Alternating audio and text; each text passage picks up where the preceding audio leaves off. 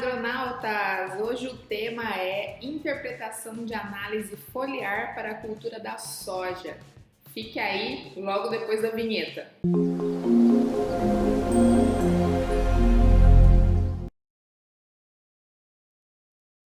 Fala galera, meu nome é Josi Prado e você está no canal Agro Insight. Hoje, conforme eu prometido, eu vou falar sobre interpretação de análise foliar para a cultura da soja, utilizando informações da Embrapa. E também vou falar qual que é a diferença de você interpretar a análise foliar por tabela e pelo método do DRIS. Eu vou compartilhar a minha tela agora, vamos lá? Então, como vocês podem ver aí na minha tela, eu deixei bem grande o zoom para vocês conseguirem enxergar os números aí. Eu também vou deixar o link de onde eu peguei essa tabela aí nos comentários, tá? Para você acessar. Mas essa então é uma tabela da Embrapa, ó. Aqui é o site da Agência Embrapa de Informação Tecnológica, onde tem os níveis considerados tem os níveis, né, considerados desde níveis deficientes até excessivo ou muito alto. Então, como que você vai fazer? Na semana retrasada eu falei como é que faz a coleta de folhas, né, para você enviar para o laboratório para fazer análise foliar. Depois que chegou esse resultado, você vai pegar e comparar ele com essas tabelas de interpretação. E até faltou uma informação no vídeo anterior, pessoal, que perguntaram qual que é a época de coleta dessas folhas. A época sempre é quando a sua lavoura estiver com mais de 50% em florescimento, ou seja, no estágio R1, certo? Então, continuando, você vai pegar o seu resultado lá de análise foliar e vai comparar aqui com essas taxas, né? Com essas faixas de interpretação. A análise foliar, ela sempre vem nessa unidade aqui, ó, gramas por quilo, quando se tratar dos macronutrientes, ou seja, nitrogênio, fósforo, potássio, cálcio, magnésio e enxofre, e miligramas por quilo, quando se tratar dos micronutrientes, como boro, cobre, ferro, manganês, molibdênio e zinco. Então, aqui nessa página da Embrapa, vocês podem ver que existe essa tabela aqui, que é para a região central do Brasil, eles recomendam aqui, né, região central do Brasil. E existe uma outra tabela aqui, mais utilizada no Mato Grosso do Sul e Mato Grosso, tá? Porque nesses estados, eles utilizam coletar folhas no estágio R2 da soja. Então, quando você coleta a folha num outro estágio de desenvolvimento, então você tem que ter também uma tabela própria já calibrada para folhas que são coletadas nesse estágio, certo?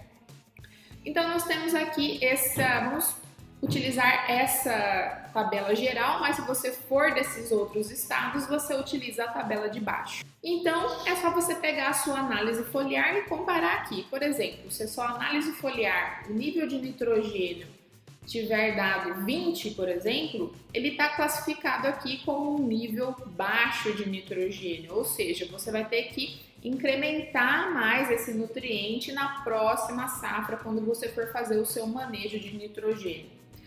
Mesma coisa fósforo, vamos supor que ele dê menos que 1 na sua análise foliar, então também você vai precisar prestar mais atenção nesse elemento e provavelmente na análise de solo ele também vai estar baixo.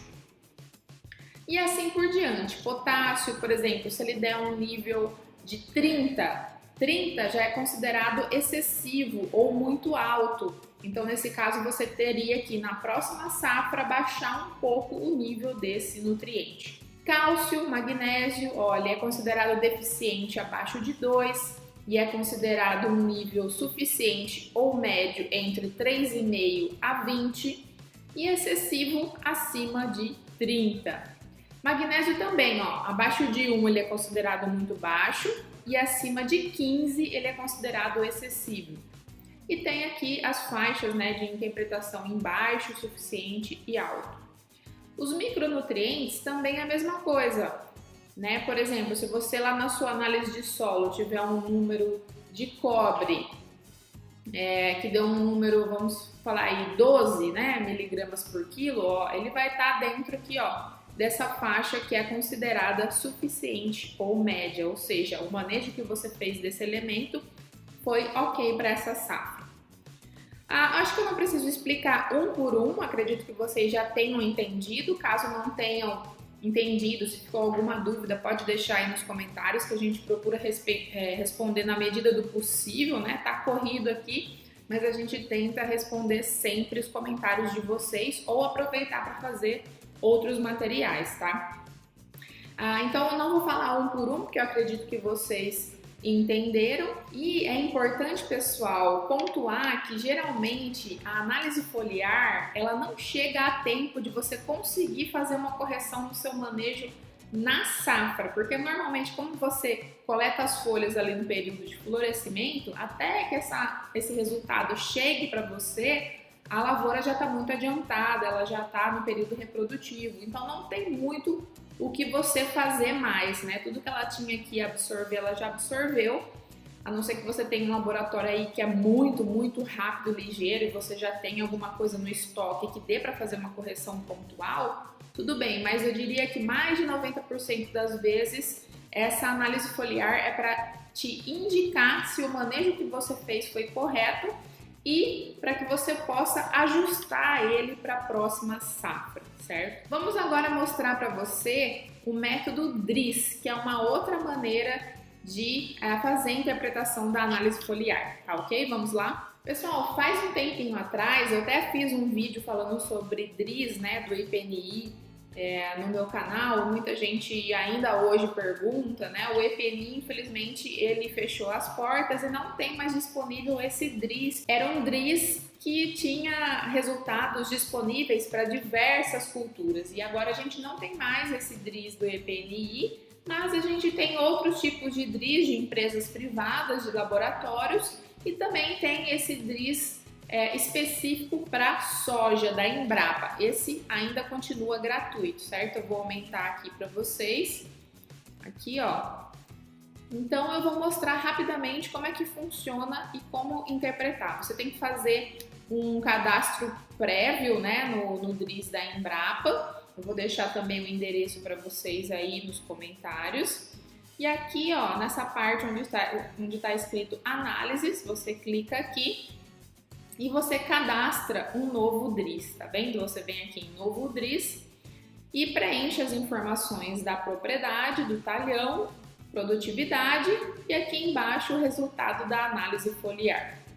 Aqui também, se você quiser, você pode colocar o dado de análise de solo, e isso é muito legal, porque aí você pode comparar os dois resultados, né? De repente o nutriente está baixo no solo e está baixo também na análise foliar, ou não, né? Ele está ok na análise de solo, mas na análise foliar deu baixo. O que será que pode estar acontecendo que está interrompendo essa absorção da planta desse nutriente? Então é uma boa maneira de você comparar esses dois resultados. Mas dá para você colocar também só o resultado de análise foliar, tá? Aqui nesses campos aqui, preencher tudo certinho.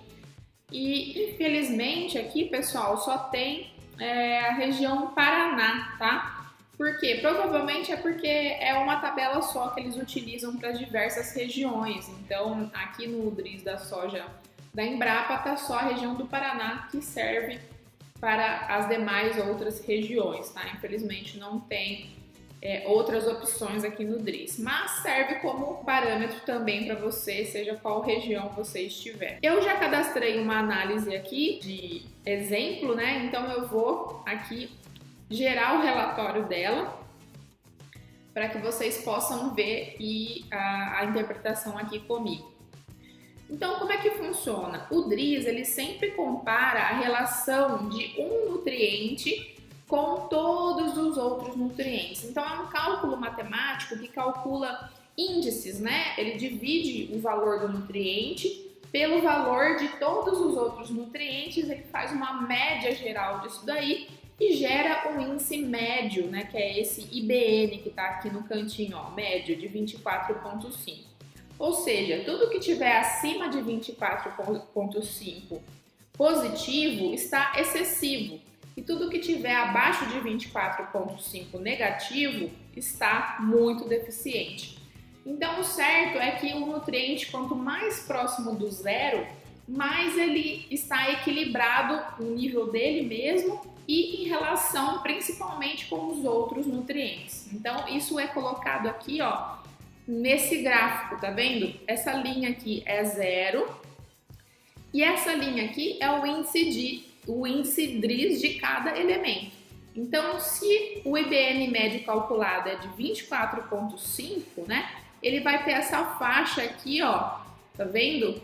Que dentro dessa faixa, aqui que ele colocou próximo de 20, os elementos estarão equilibrados, tanto para o positivo quanto para o negativo. Só não pode passar muito dessa faixa ou ser muito menor dessa faixa, menos de 20, menos ainda do que 24,5 negativo. Então, nesse exemplo aqui, ó, por exemplo, o nitrogênio, o índice DRIS dele deu menos 16, tá? Ó, o teor foliar dele na análise tá 30 gramas por quilo e em relação aos outros nutrientes ele estaria menos 16, ou seja, ele ainda está dentro da faixa, né? Porque ele está maior do que um 24,5 negativo, então ele está dentro da faixa de equilíbrio, mas está quase beirando ali a deficiência.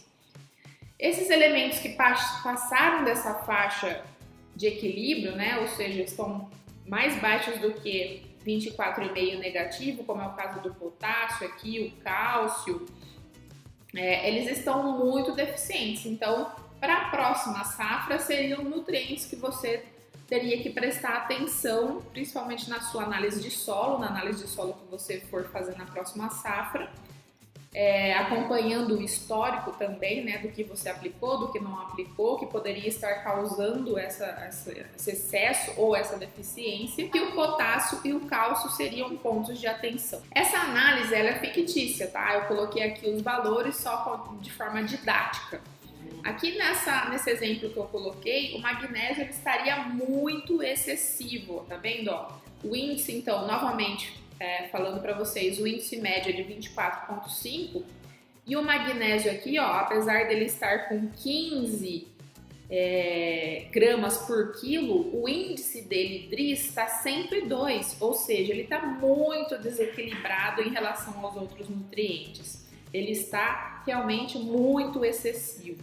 Então, se fosse uma análise real, você teria que ver, por exemplo, joguei um calcário dolomítico, quando, por exemplo, esse solo precisava de mais de um calcário calcítico, por exemplo, anos e anos jogando dolomítico com um volume muito baixo de cálcio, sem prestar atenção na análise de solo, e você pega uma análise foliar dessa, por exemplo. Esse manejo do calcário poderia ser um indicativo desse excesso de magnésio, tá? Mas como eu falei, é só um exemplo hipotético, tá? Ó, os outros elementos, por exemplo, enxofre, zinco, manganês, ferro, estariam todos dentro, né, da faixa ideal. E o cobre aqui, ó, ele tá fugindo um pouquinho do índice, né, mas ainda ele não é considerado excessivo, tá? Ele ainda tá dentro da zona que é considerada equilibrada. Talvez para uma próxima safra não precisaria suplementar com esse elemento. Então é para isso que serve o índice DRIS. Além de avaliar o elemento, se ele está numa faixa adequada, a quantidade dele sozinha, também avalia a relação dele com os outros nutrientes. Então, às vezes dá uma diferençazinha, por exemplo, quando você utiliza aquelas tabelas que eu mostrei para vocês de classificação, né? Às vezes um elemento está classificado aqui como baixo, mas no DRIS, se for comparar com todos os outros elementos, ele pode estar no nível equilibrado. Então pode dar uma diferençazinha, mas normalmente bate bem. Quando um elemento está muito baixo na análise foliar, interpretando por tabela, no DRIS ele também vai aparecer como deficiente, tá? Normalmente, na maioria das vezes, esses resultados batem bem. Mas é legal, se você tiver a oportunidade, de fazer essas duas comparações, porque aí você tem muito mais formas de diagnosticar o que é que pode estar acontecendo no manejo da sua lavoura. Então eu vou deixar os endereços aí para você se cadastrar no DRIS da Embrapa e pegar as tabelas também lá na agência de informação. Espero que vocês tenham gostado desse vídeo. Acompanhe, se você não é inscrito, se inscreva no canal, acompanhe as próximas publicações aí na coluna do Manejo Descomplicado. Tchau, tchau e até a próxima semana!